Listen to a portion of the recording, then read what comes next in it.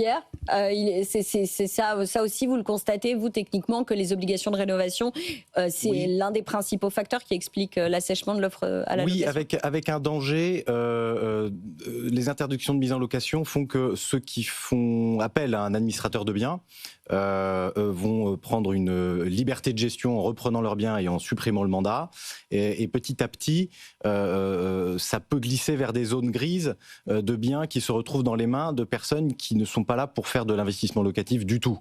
On parle de marchand de sommeil ou juste avant le marchand de sommeil. Et ça, c'est très dommageable parce que de toute façon, les gens, il faut les loger. Je rejoins ce que disait Arnaud. Vaut mieux être dans un G que pas loger du tout, même si c'est toujours pire. Enfin, c'est pas la politique du pire, mais voilà. Peut-être une petite note positive dans le contexte qui est quand même très compliqué, notamment le contexte budgétaire. On a du mal à avoir un budget pour la France. On n'en a pas d'ailleurs. On n'a pas, oui.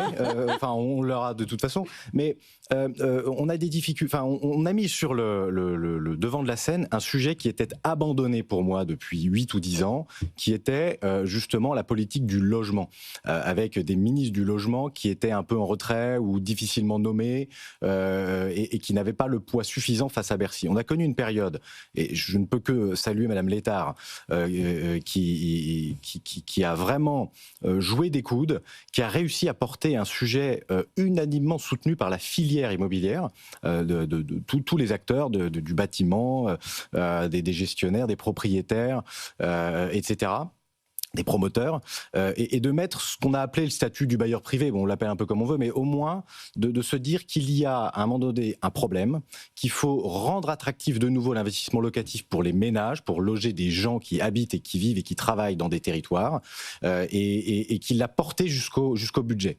Alors, les premières discussions ont un peu essoré le dispositif, on rappelle, Pierre, qui a rétréci le large. Mais parce qu'on rappelle quand même que le statut du bailleur privé, c'était de redonner de l'attractivité fiscale, donc en fait de redonner de la rentabilité à l'investissement dans des biens nus, loués sur de la longue durée, pour justement arrêter avec cette concurrence presque déloyale de la location meublée saisonnière, mais même de la location meublée longue durée, qui était quand même beaucoup mieux traitée fiscalement que la location nue longue durée, dont on manque cruellement aujourd'hui. C'était à peu près ça l'idée générale. Oui, alors pour la location LMNP, je dis plutôt que c'est un système d'exploitation de l'actif immobilier qui est totalement différent et il n'y a pas de concurrence. Bah si, si Pierre, quand on regarde les annonces immobilières, tous ceux qui veulent plus faire de la location nue se tournent vers de la location meublée. Parce qu'ils viennent chercher une exploitation différente pour récupérer de la rentabilité, de la prime de risque. Donc il y a une forme de concurrence. Mais il y a une concurrence parce que l'autre était rabougri.